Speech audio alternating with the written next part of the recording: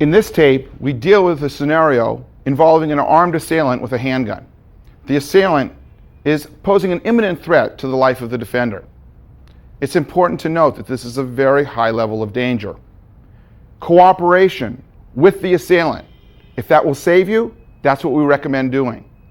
But it's a well-accepted fact that victims of violent crime often cooperate with their assailant. Give up the watch, give up the wallet, give up information, and they're still assaulted, they're still shot, they're still killed.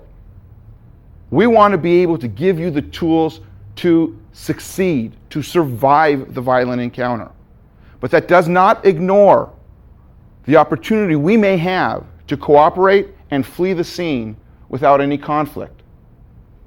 If you feel your life is in danger, or the life of a friend or a family member, you should have the knowledge that we're going to give you in these tapes to survive the encounter. Now, as in all areas of Krav Maga, we always look at what the danger is for a particular self-defense exercise. We analyze what is the danger, how do we remove it, how do we deal with the attacker, how do we end the conflict and leave when it's safe to do so and when it's appropriate to do so. It's no different with a firearm. What's the danger with a firearm? Being in the line of fire at the time the weapon is discharged. It is important to note, though, that distances are crucial. At a great distance, your option may only be to seek cover if someone is trying to fire at you. At a close distance, and how do I define close? At a range within your reach or just immediately beyond your reach. We can function with defensive techniques to eliminate the threat, to control the weapon, and to disarm the assailant. The exercises that we're going to perform for you deal with threats that are issued from the front, from a diagonal angle, from the side in front of the arm, at the side behind the arm, and to the rear of the defender. These exercises are our basic exercises for handgun defense. Other tapes will deal with more varying scenarios. It's also important that we comment here on the stress level in the exercises. It's very, very, very crucial that your training regimen includes stressful scenarios so that you will be familiar with how to function under stress in a real-life situation. And of course, any training scenario involving defending against an assailant armed with a handgun must include scenarios that are stressful. Slapping, punching, pushing, screaming, yelling. Things that would simulate like a takeover robbery or some type of very, very hostile, aggressive action against the defender. What is our approach? Our approach is 4 steps in any gun defense.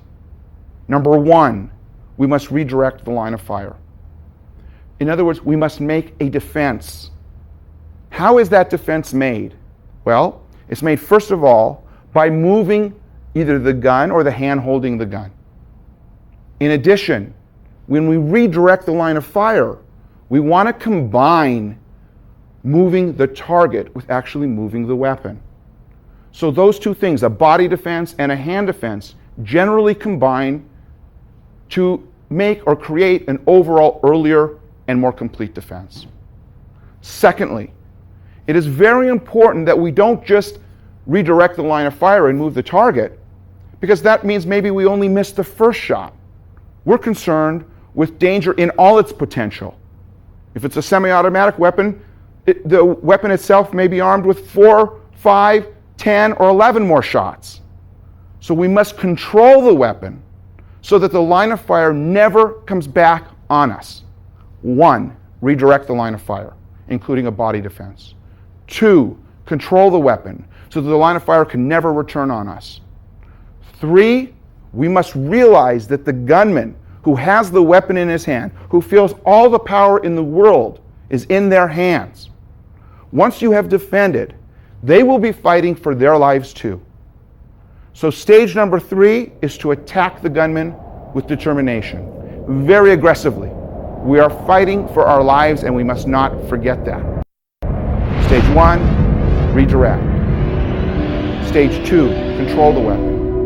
Stage 3, to attack the gunman. And the final stage, if it's necessary, is to disarm the gunman.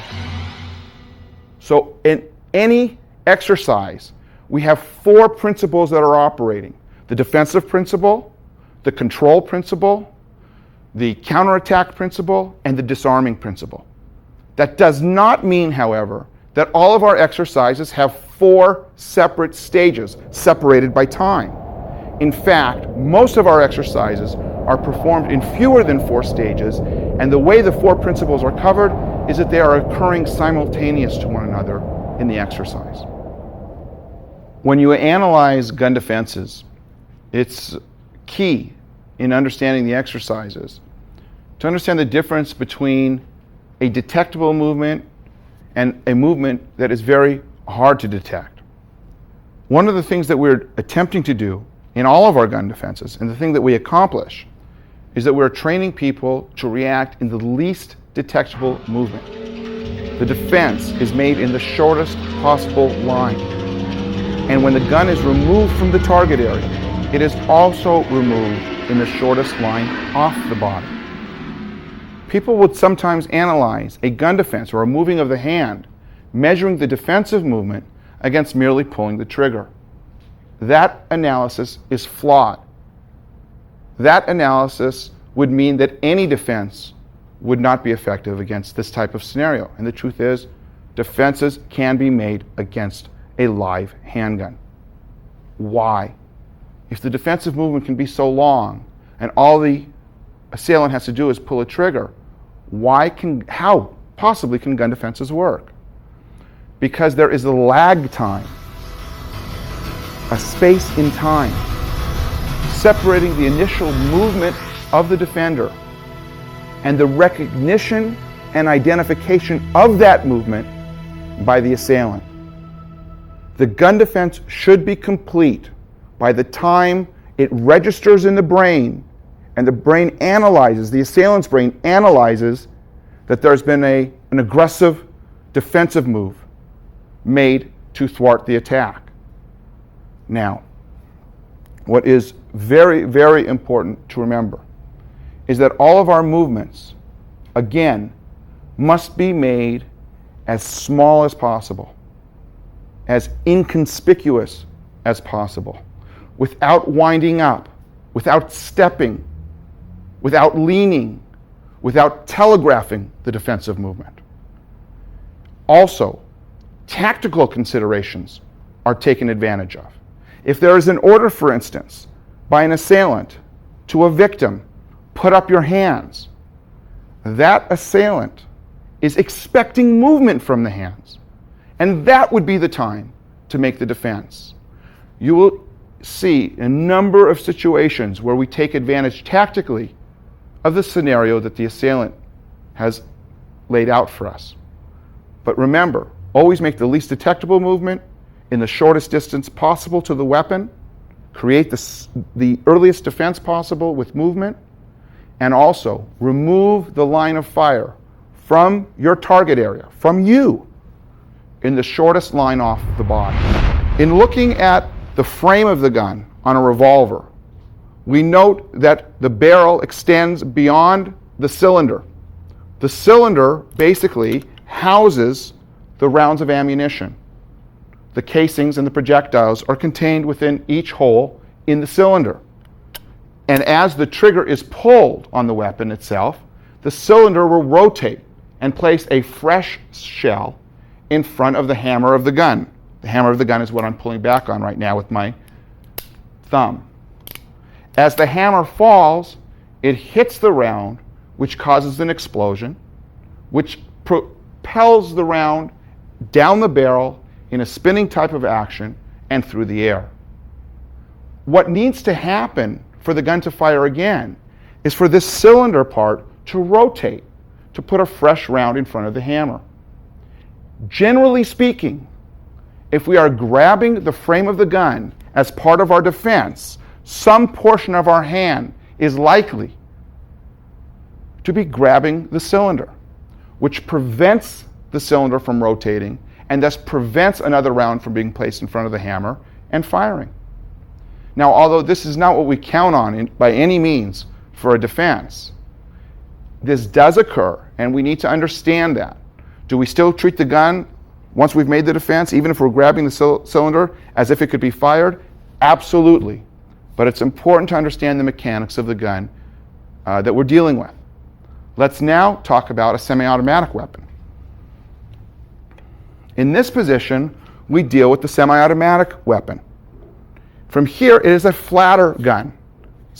Revolvers are often referred to as a wheel gun because of the cylinder. A semi-automatic gun is often referred to as a flat gun. And what's the distinction? Is that there is a space for a magazine. That magazine is loaded with rounds of ammunition. That magazine is placed up into the grip or handle of the gun, and there is a slide at the top of the weapon that can be activated. That activation takes the first round at the top of the magazine and places it ready to be fired in front of the hammer of the weapon.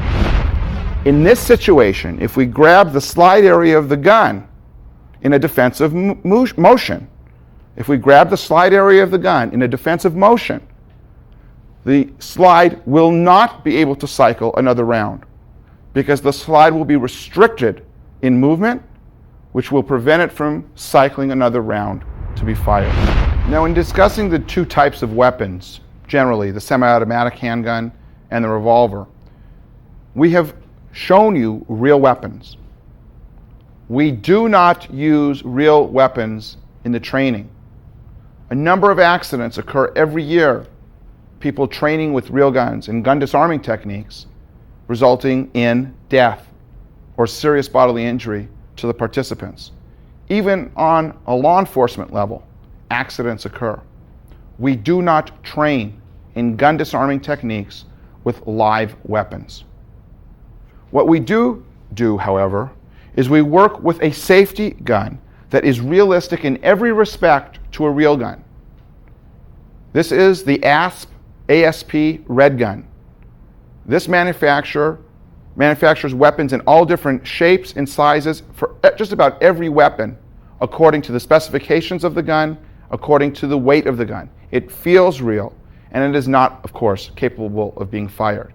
This is a safe, realistic weapon, and this is the weapon that should be used for gun disarming training. To be absolutely clear, never use real guns for training purposes. Even if you feel that the gun is unloaded, we stay away from real guns. We use safety training guns. The ASP Red Gun is what should be used for absolutely safe training.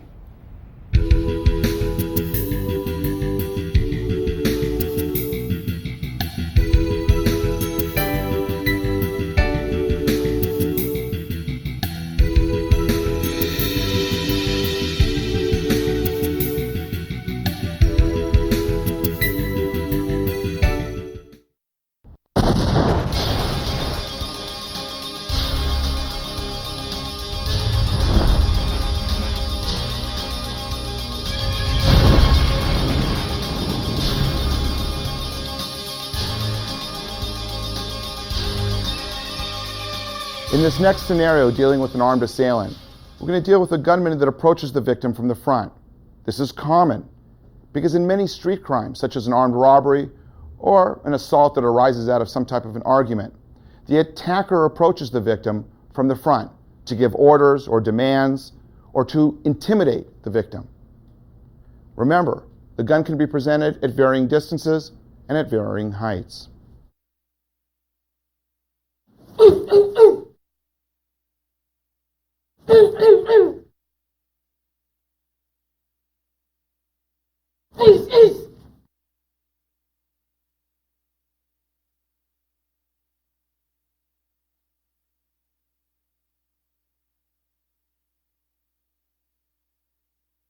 In this view, we examine the stages of the exercise. In the first stage, Marnie is redirecting the line of fire while making a body defense. It's extremely important to note that this first defense is led by the hand.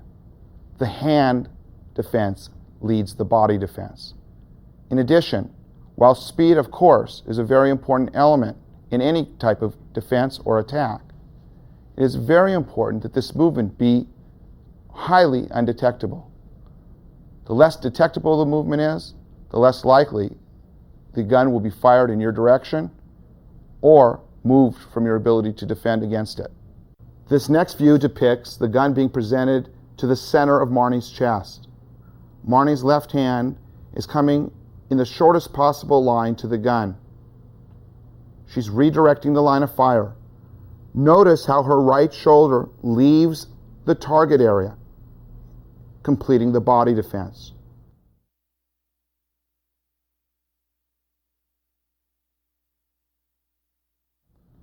The redirection occurs by the hand coming to the side of the gun and taking the gun off parallel to the ground. The gun is caught and taken down so that the gunman will not be able to pull back on the gun, returning the line of fire to the defender.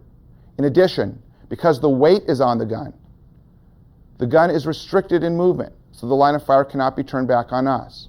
Marnie can make attacks with her weight both on the gun and in her punch. From this position, her hand slides along her body, remaining out of the line of fire, to the hammer portion of the gun. A sharp leverage is created on the gun, and the gun is removed from the trigger finger at a 90-degree angle. Marnie can leave the scene once she secures the firearm.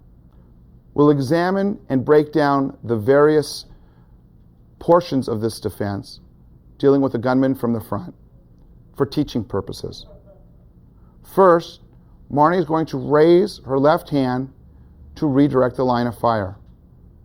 Notice the positioning of her hand with the thumb down. This will allow the gun to go off in a straight line. Marnie's hand will approach the gun from the side of the gun. This is to ensure that the gun is not raised or lowered in a diagonal line, which would be longer along her body. The longer the line is, the line of redirection, the longer the gun will remain on the defender. It's important to take the gun off in the shortest distance possible. Also note that Marnie is making the most direct line to the gun. There's no swinging of her arm. There's no leaning in her body that precedes or telegraphs the defensive movement. The next stage is Marnie making the defense and grabbing the gun and straightening her arm. Her body defense is complete. Her right hand is up and ready to punch. At this point in time, the third stage occurs. After grabbing the gun and redirecting it, Marnie steps and enters with her weight on the gun. Marnie steps beyond the front foot of the threat of the attacker.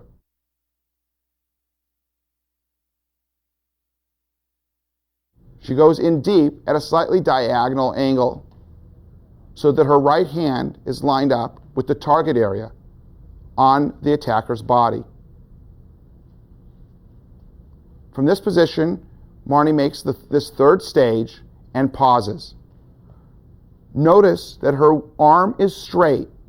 Her weight is forward on the gun, restricting its movement. Her right hand is up and delivers a punch. It should be noted this punch is delivered while Marnie is in movement to ensure maximum power.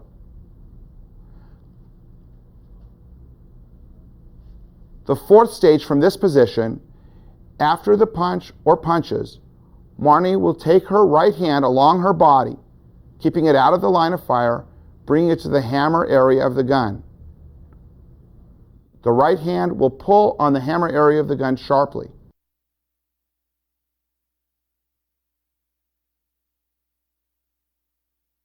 The left hand also contributing to creating leverage on the weapon. The gun will be turned to a 90-degree angle. Marnie then pulls the gun off the finger and at that point retreats from the scene. Stage 1, redirection. Stage 2, redirection and catching. Stage 3, stepping in and punching. Stage 4, taking the gun and leaving the scene. Consistent with all of our principles in Krav Maga, it is important that we have a technique that can be applied in varying circumstances. Here you see the gun was actually touching Marnie's chest. Also, the gun can be placed at an intermediate range aimed at the chest. It can be placed at a rather far distance aimed at the chest. Of course, the gun could be placed in the middle of the torso, touching, intermediate range, further distance, at the stomach level, touching, intermediate range, further distance. It is also possible for the gun to be placed touching the head. At this position, it's important to note before Marnie makes the exercise that the body defense that was being made for the torso, that's at the shoulder level or below, was different than the body defense that's being made here when the gun is at the head. As Marnie's hand is rising, the gun will still be placed on the head, but her head leaves the gun, creating the body defense, going in to make the defense, counters, and takeaway. That was with the gun touching. The gun could be placed at an intermediate range at the head. Marnie makes the same defense, removing the head from the line of fire. And of course, at a further distance, the head moves off, the defense is accomplished. This allows one principle, our gun defense from the front, to apply to a variety of circumstances. This enables people to be brought to a high level in a relatively short time. In addition, it is possible that the gunman holds the gun in two hands. The same defense can be applied. The same takeaway also can be applied.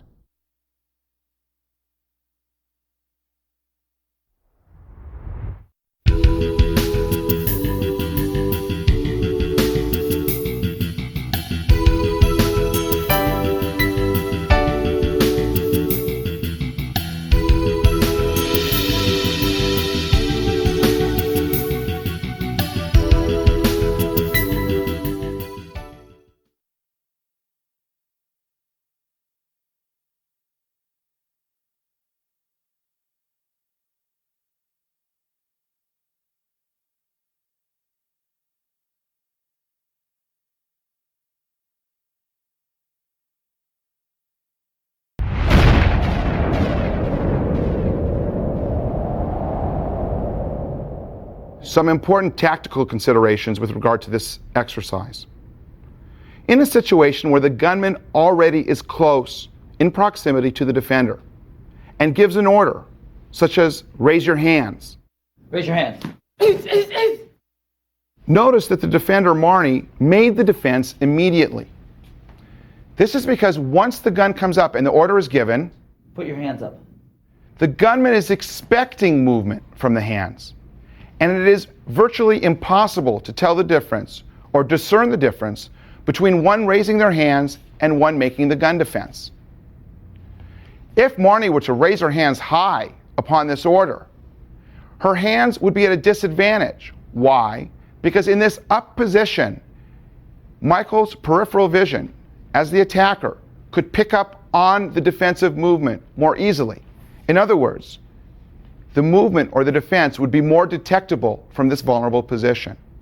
However, if the gunman was at a distance, and at a distance orders the defender to raise their hands, put your hands up. There's little choice, and the hands have to come up.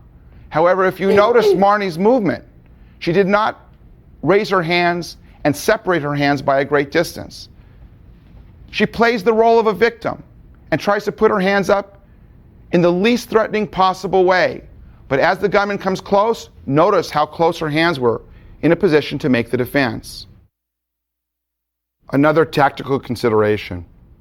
In a situation where the gunman presents himself and is close to the defender, It is possible for the defender to be in a stall or to hesitate. It is very possible for the defender at this position to ask a question of the gunman. The reason for this is that if the defender can elicit a response from the gunman, get the gunman to respond to a specific question, the gunman then is concentrating on the response and not pulling the trigger. What do you want? Give me your purse. In this particular situation, the defense was made as the defender asked a question and the response was first being made. In my experience as a prosecutor, we've seen a change in how a gun is presented during street crimes, such as armed robberies. Normally, people would expect the gun to be presented like this, on a horizontal or parallel plane to the ground. But because of scenes in movies and other entertainment pieces, recently we've seen street crimes occur where the gun is not presented like this, but it can be presented at off angles or strange angles, like this. This does not impede or affect our defense.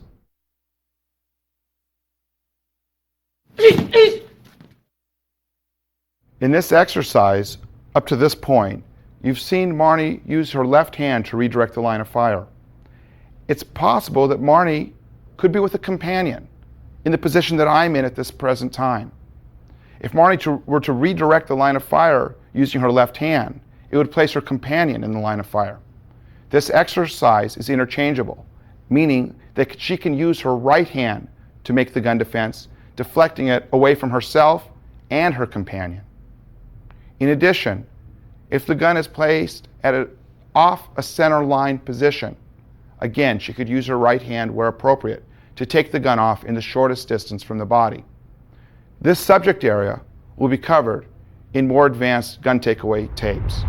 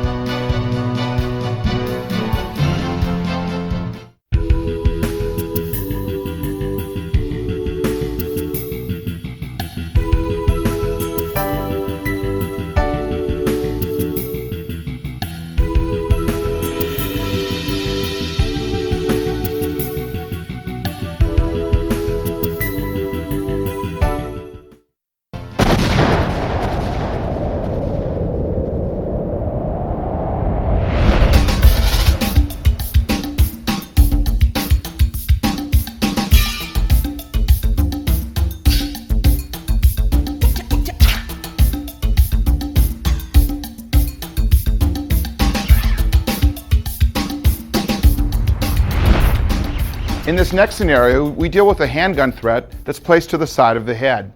The defensive principles in this particular exercise we've already seen in the gun defense exercises when the gun was placed to the front of the body.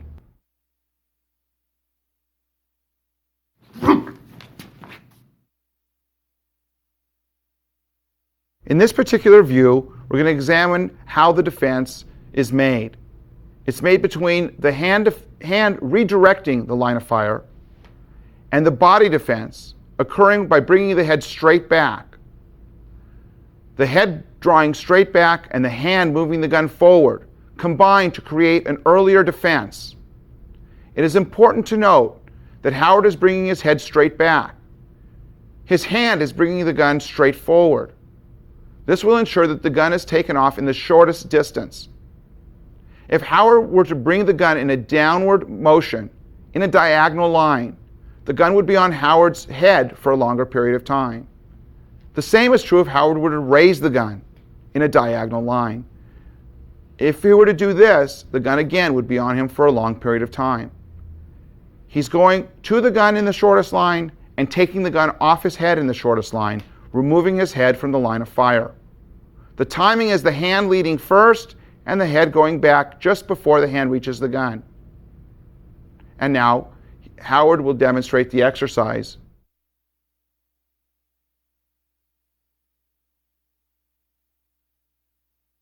For teaching purposes, we'll break this exercise into its various stages. Howard will rotate so you can have a view of the exercise. Stage 1, we practice by simply keeping the head in place and bringing the hand up. Notice the line how Howard's hand and fingers approach the side of his head. The hand comes up almost behind his ear, and he just practices flicking the hand forward. Fingers outstretched, palm forward. This is how the gun will be grabbed. Second stage is just to work on bringing the head straight back.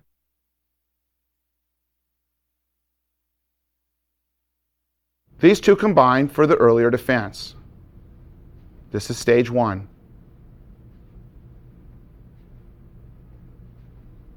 From here, the gun will be caught,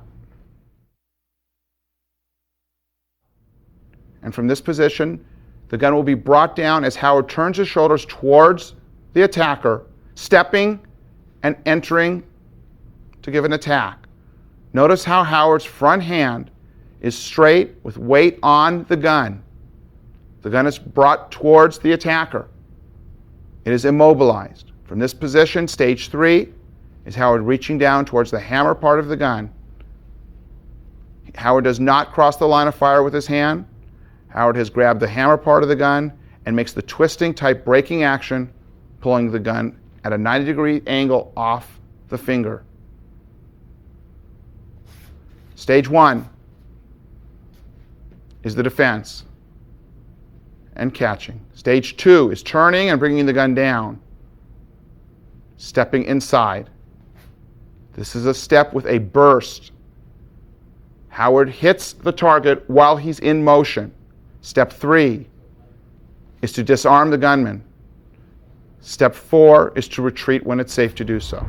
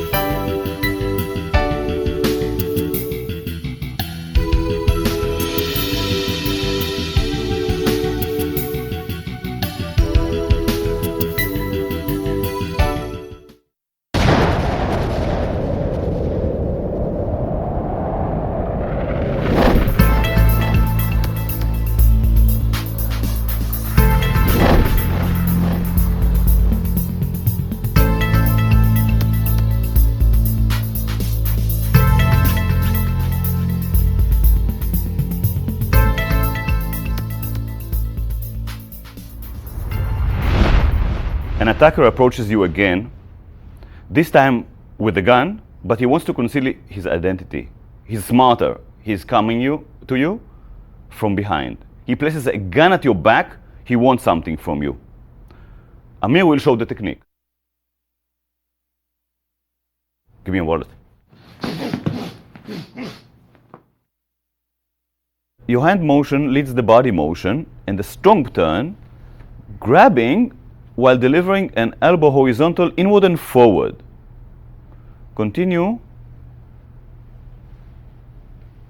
Trap the gun in 2 stages, take it out, strike again, and get out from the danger zone. And now from the other side, we see the opponent, the attacker, places a gun at your back. You look backwards, especially to see what's in the other hand. You start again with a head movement and a strong body movement to avoid the line of fire. Continue going in deep, counterattack with an elbow, a knee, and rotate to grab the gun and take it out. Remove yourself from the danger zone. Let's see the technique fast from the same angle.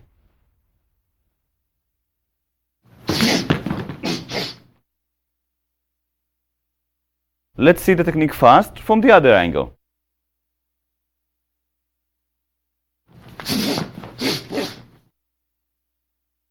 By this you have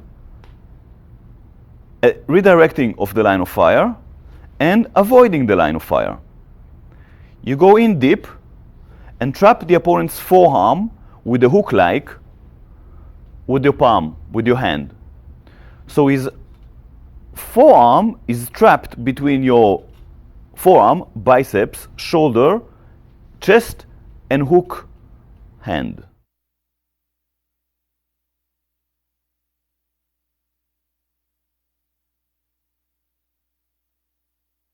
Your elbow is tucked to your ribs strongly to avoid any space that the opponent's hand can be escaped through.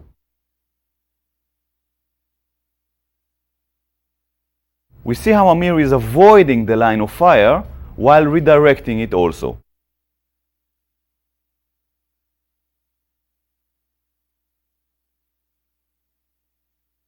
He's trapping the opponent's forearm like a handcuff. It cannot move. After the elbow strike, you give a knee kick. Note that Amir's front leg, his left leg, his advancing leg, is very, very close to John's body.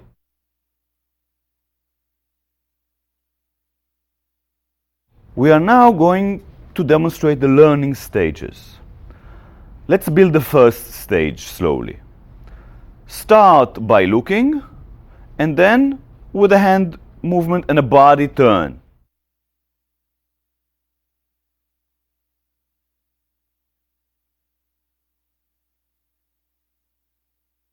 Now we continue, sending the palm of the hand forward while advancing towards the opponent.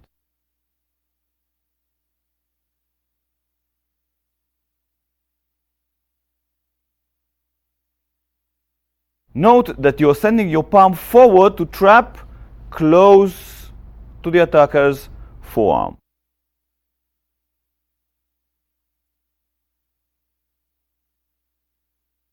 Now we are doing the whole first stage, which is with delivering the strong elbow.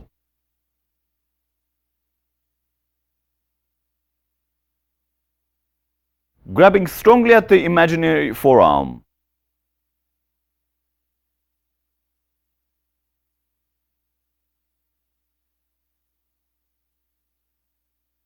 Now the next stage is grabbing and giving a knee. The third stage will be going to make the disarming. Remember the disarming being done in 3 stages: grabbing, breaking the hold, pushing the gun away, and now going out away from the opponent.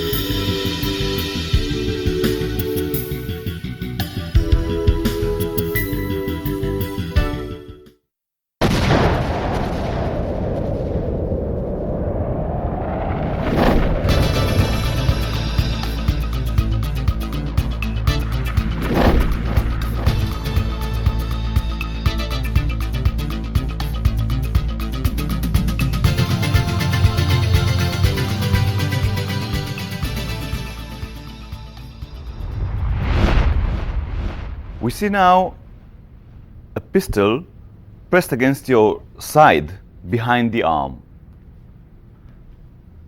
We see the technique that Michael is performing against Sam. It resembles very much the technique from the back. It's really a variation on it. So you start with a hand movement with the deflection and enter as close as possible to the opponent. You continue with an elbow strike, a knee, other contact access needed, and then disarm and move back.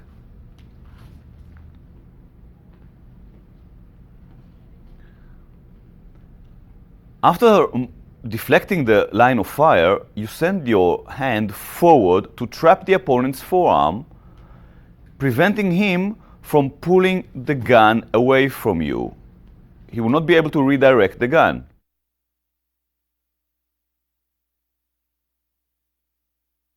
Step close to the opponent.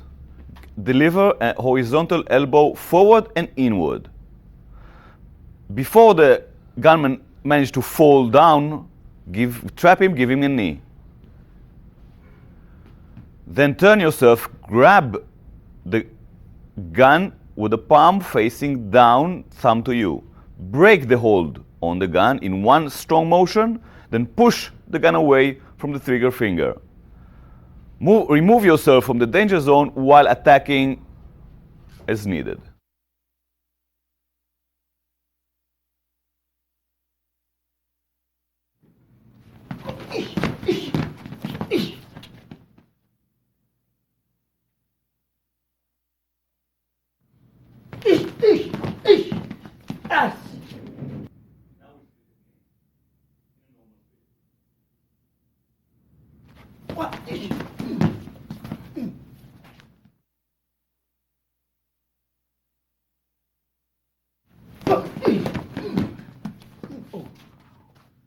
Note at Michael's deflection of the weapon and the hand of holding the weapon, then bursting towards the opponent. Note at the defender's elbow.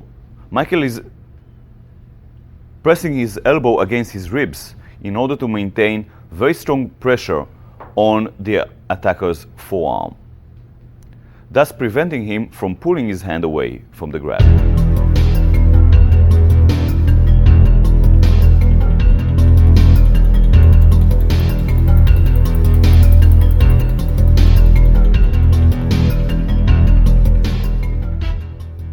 Let us see how the exercise evolves and how we teach you this technique. First, start with the hand movement backwards.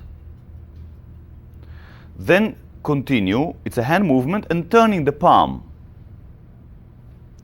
Now we add a step, strong and big step towards the opponent. Be ready to give an attack. And now a full defense and a counter attack.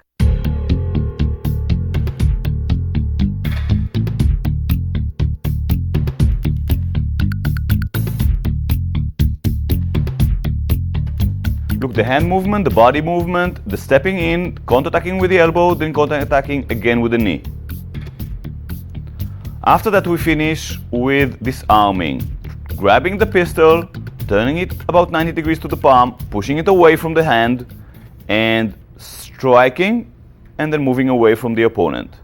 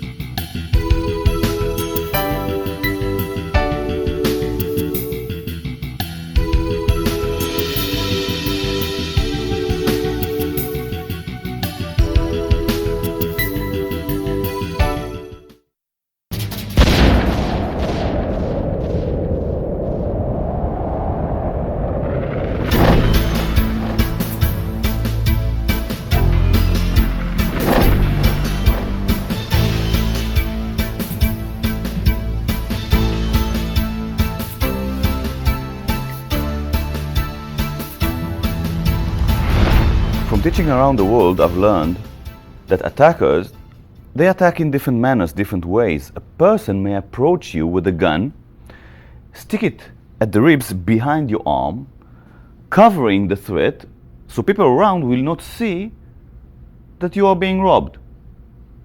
In some other cases, he may approach you from the side and stick a gun at the ribs in front of the arm.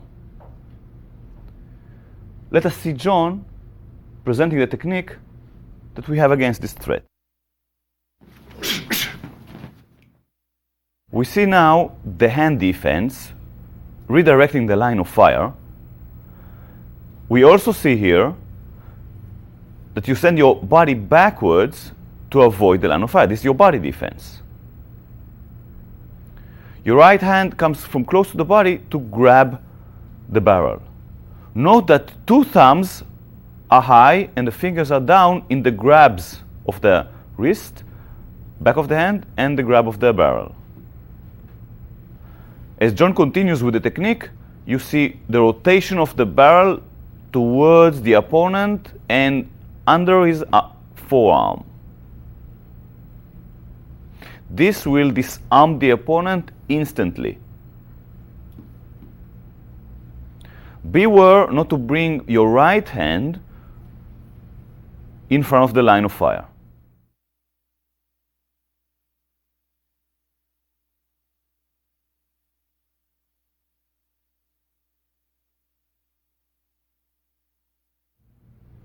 Pressure is applied against the thumb of the attacker's hand,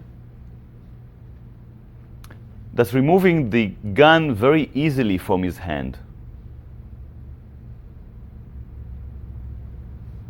Note the way John is deflecting and grabbing the attacker's wrist and back of the hand.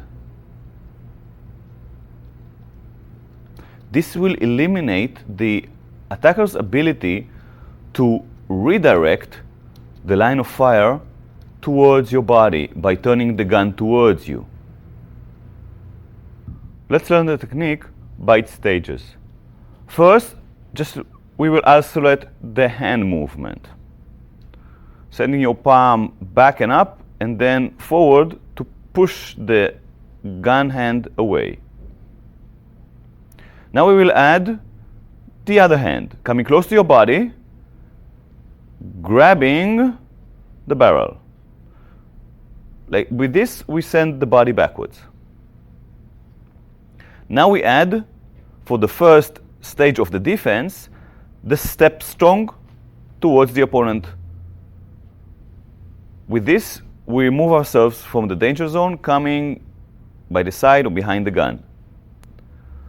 After fulfilling this stage, we go to the next stage, which is turning very strongly, pushing with the right, pulling with the left hand, sending our shoulder towards the opponent's shoulder, the shoulder that the hand is holding the gun. After 1 and 2, we continue with the knee as we disarm completely, and then with other counterattacks as needed, and remove ourselves from the danger zone. Let us see this again.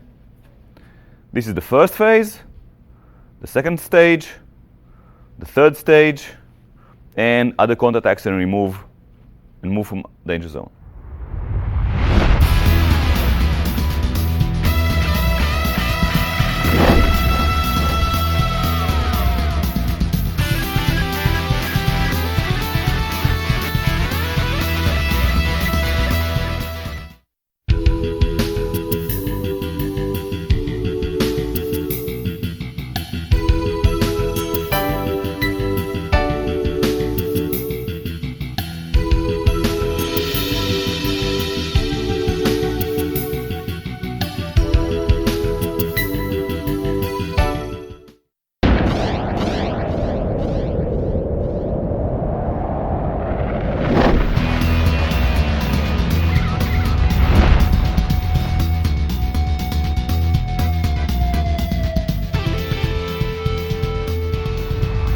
In this next scenario, we deal with an attacker, an assailant armed with a handgun, that approaches the victim from the front.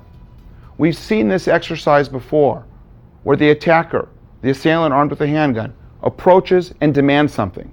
Maybe he wants information, maybe he wants property, maybe he wants to control the individual that he's approaching.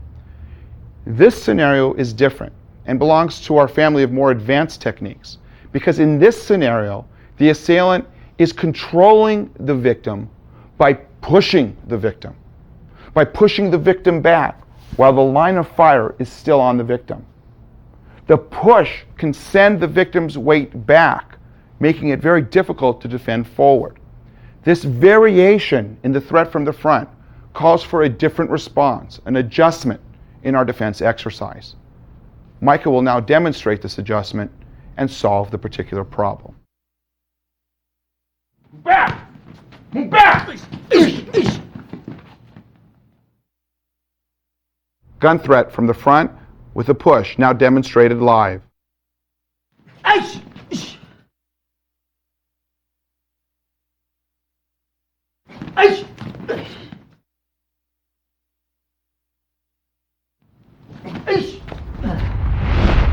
Michael will now only demonstrate from various angles just the redirection of the pushing hand in the smallest possible movement.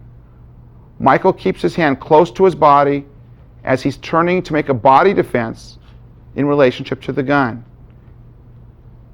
His hand stays close to his body as he redirects the push just before it reaches him.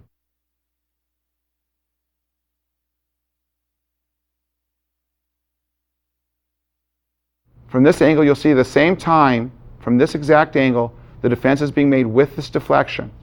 Michael's in a position to move in and counterattack, removing the firearm. We now look at this exercise and break it down into its learning stages. Michael first works on the deflection. This is stage 1. The hand comes up in an outside defensive position and will sweep away the pushing hand. At the same time Michael is making this motion, he makes a body defense.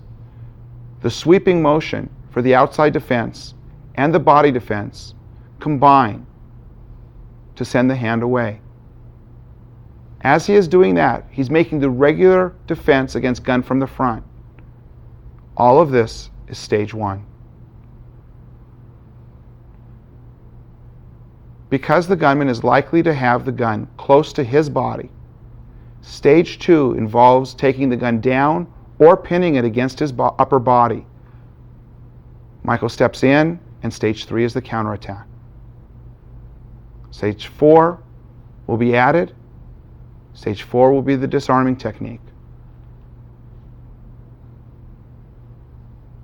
Michael removes the gun and leaves. Stage 1, the deflection, the catch of the gun. Stage 2 is trapping the gun against the body of the assailant, stepping in for stage 3 with the punch. Stage 4 is disarming and retreating from the scene. From the side view, 1, 2, and 3, disarming. From the other angle, 1, 2, and 3, disarming.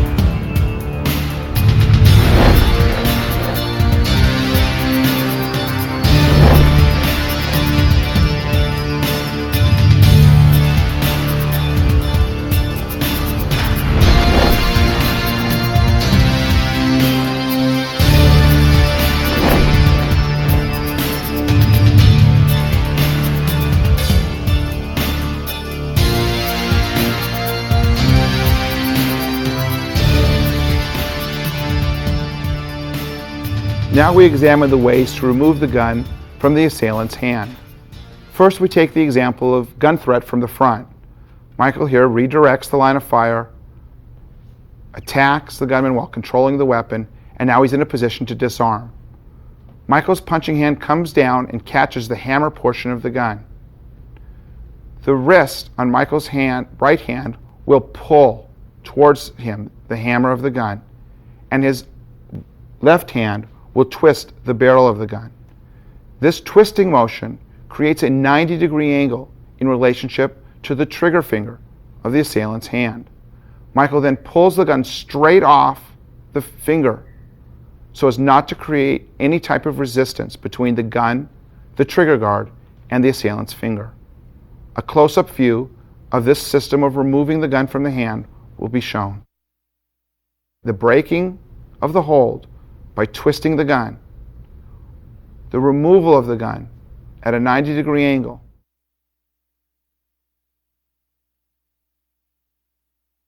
the break, the take. We now examine gun threat from behind.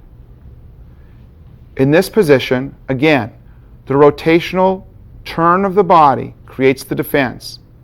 Michael is controlling the gun by trapping it against his chest, by completely surrounding it with a bent fist, wrist, straight forearm, and elbow being held in a down position.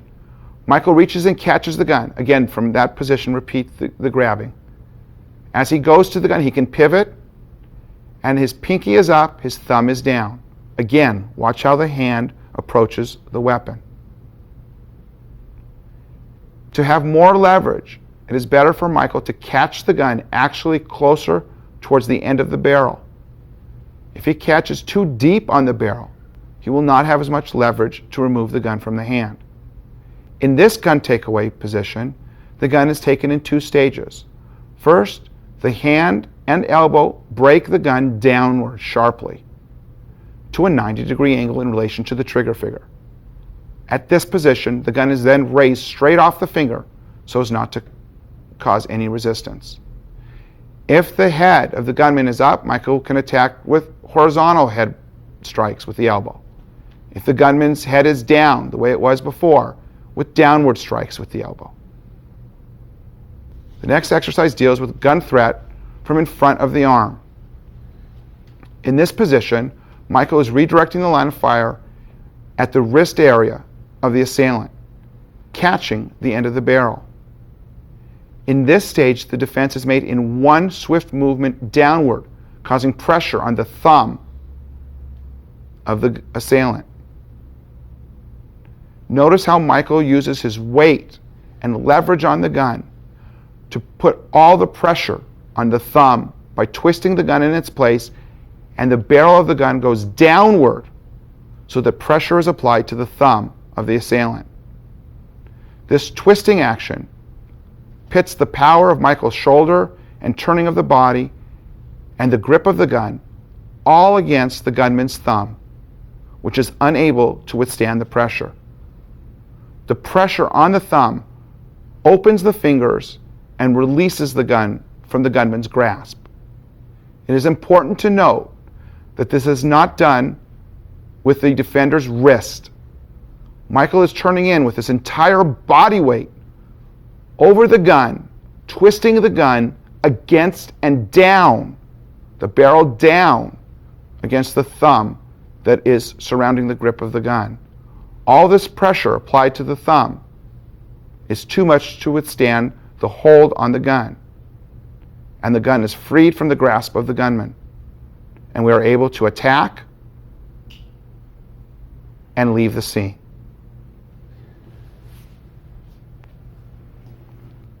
We now examine gun defense from in front of the arm when the gun is held in the right hand in front of the right arm of the defender. The defense is essentially the same as we've seen. Michael steps in, but he's stepping into the live side. Examine the grasp on the gun from this position. Michael is turning the gun one and then two off the finger of the assailant. Because this gun takeaway is not as strong as the others that we've seen, because there is no pressure on the thumb of the gunman. When Michael defends from this position, he is twisting sharply to a 90-degree angle and pulling the gun straight off. It is also possible for Michael to issue counterattacks at the time he's making the disarming. This is to ensure a more rapid defense without resistance. We place the concentration somewhere else on the body rather than in the strength of the hand. But yet, on its own, the leverage that's provided is strong enough to easily remove the gun from the hand. Note where Michael's hand is on the barrel of the gun. The leverage is increased the further out on the barrel that Michael places his hand, in this case his left hand.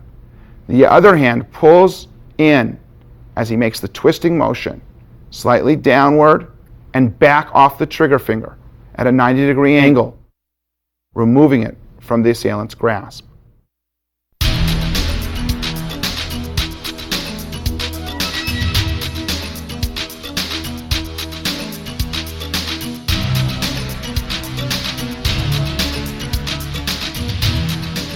In this view, we can see what occurs when we make the defense to the opposite side. Here, the gun is held in the right hand on Michael's right side behind the arm. Michael makes the turning defense, strikes, secures the arm, and now is in a position to disarm. From this position, he's breaking the gun down again against the thumb and then lifting the gun off the trigger finger. Trigger finger is inside the gun. The gun is broken down against the thumb and lifted off the trigger finger. From this position, Michael can counterattack. Note that because of the relative position between the defender and attacker and the control that's afforded in this case, the trapping of the gun, Michael turns to the gun quickly. When he breaks the gun, he's breaking it in a downward motion against the thumb, which opens the fingers of the gunman. Now he lifts the gun off and can strike with his elbow or even the weapon itself, if appropriate, and can remove the gun from the scene.